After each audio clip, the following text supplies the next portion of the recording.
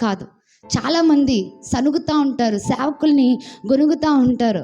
చాలామంది కొంచెం టైం ఎక్కువైతే బాబోయ్ ఇంతే అని మాట్లాడుతూ ఉంటారు, లేకపోతే రకరకాలుగా సనుగుతూ గొనుగుతూ ఉంటారు. నేను చెప్తా ఉన్నాను, దైవజనుడి మీద సనగడము గొనగడము అది విశ్వాసులకు ఏ మాత్రము క్షేమము మంచిది కానే కాదు.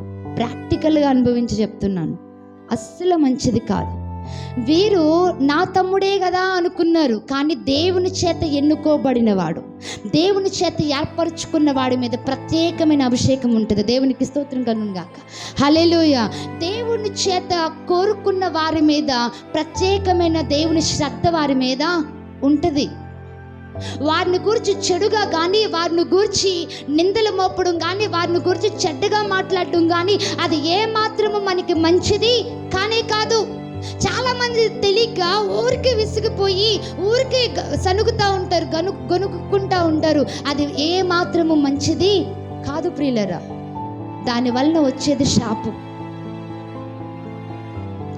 అభిషిక్తులైన దైవజనులు, దేవుని చేత పిలువబడిన వారు, ప్రార్థనా పరులు, ఎవరైతే దేవుని ఆత్మ ద్వారా నడిపించబడుతున్నారో వారిని గుర్తించినప్పుడు వారి మీద వారిలో చిన్న లోపము కనబడినా, లేకపోతే ఏదైనా నీకు లేట్ అయ్యిందని, వారి ప్రసంగం లేట్ అయిందని కానీ, వారు లేటుగా ముగించారని కానీ, లేకపోతే ఏ విషయాలను బట్టినా నువ్వు సనిగి గొనిగితే గనుక అది నీకు ఏ మాత్రము క్షేమము మంచిది కాదు కాదు. అలా సనిగి గొనిగి మిరియాం ఏం తెచ్చుకుందో తెలుసా? కుష్టు తెచ్చుకుంది. వెంటనే శాపం వచ్చింది.